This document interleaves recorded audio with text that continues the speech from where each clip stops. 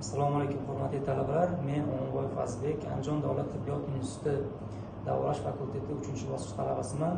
Men hozir sizlarga revmatik isitma kasalligi to'g'risida qo'ldan kelgancha ma'lumot berib o'tmoqchiman. Xo'p, hammamiz bilamiz, revmatik isitma bu A guruh beta gemolitik streptokok infeksiyalaridan keyin keltirib chiqaruvchi kasalliklardan keyin rivojlanadigan kasallik hisoblanadi. Ya'ni faringit, angina kasalliklaridan 2-3 haftadan keyin namoyon bo'ladigan kasallik hisoblanadi. Ya'ni bu o'sha yaraqlanish kasalligi bo'lib, asosan yurak, teri, bo'g'imlarda,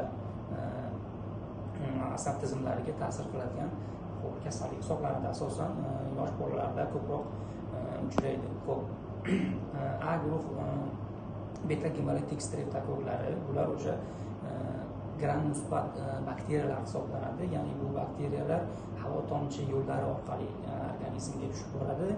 Xo'p, havo tomchi yo'li orqali organizmga tushgandan keyin ular o'zida avtoimmun rivojlanadi. Ya'ni o'sha M protein oqsillar hosil qiladi. O'sha masalan organizmdagi immunitetga qarshi bu oqsil virusning bakteriyani himoya qiladi.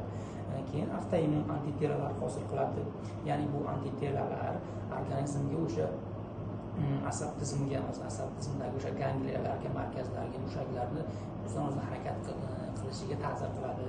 Xo'p, yuraklarga, perikardit, endokarditlar, yurakning o'sha barcha klapanlarini kirib borib zararlaydi. Teri ostidagi o'sha qavatlarga ta'sir qiladi hamda bo'g'imlarda ta'sir qilib turli og'riqlar keltirib chiqarishi mumkin.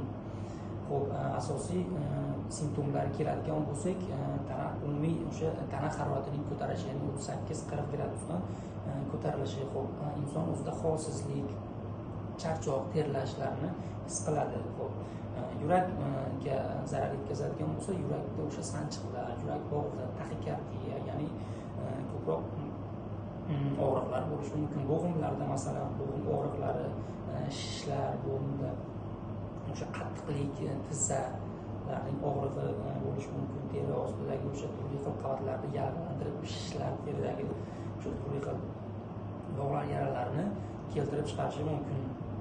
Xo'p, biz bu kasallikni diagnostika qiladigan bo'lsak, Jozes mezonlari orqali biz uni diagnostika qiladigan bo'lsak, birlamchi, ikkilamchi o'sha kasallikni belgilarini solishtiramiz. Xo'p, tekshiruv usullariga keladigan bo'lsak, o'sha laborator tekshiruvlar, ya'ni leykositlarning oshganligi, kamayganligini tekshirish mumkin. Hamda og'izdan o'sha maxsus tekshirish uchun suyuqligidan olib tekshiramiz. Xo'p, EKG qilishimiz, yurakni EKG qilamiz, yurakni o'sha exokardiografiya, yurak harakatini tekshiramiz. Teri o'zgaruvchanligini tekshiramiz. Xo'p, o'sha kasallik uchun kasallikda laborator tekshirganimizga unga uning ta'sirchanligi, to есть qaysi antibiotikka ta'sirchanligini turib, antibiotiklar orqali biz bu kasallikni terapiya qilishimiz mumkin. Xo'p, etiologik davolashda o'sha masalan kasallikni qanday kelib chiqqanligini bilib turib, unga bir martalik o'sha inyeksiya orqali antibiotik jo'natamiz, ya'ni benzin, ya'ni bu benzinga agar allergiyasi bo'lsa, eritromitsin va azitromitsin orqali davolashimiz mumkin bo'ladi. Simptomatik davolashda agar diuretiklardan foydalanamiz, agar yurak mushaklarida nuqsonlar bo'ladigan bo'lsa, digoksindan foydalanamiz, ya'ni o'sha perikarditda.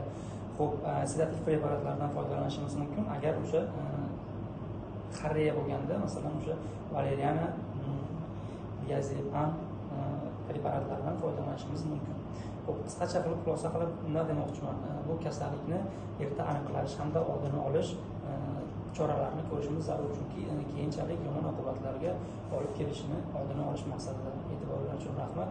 Sog' bo'lasizlar.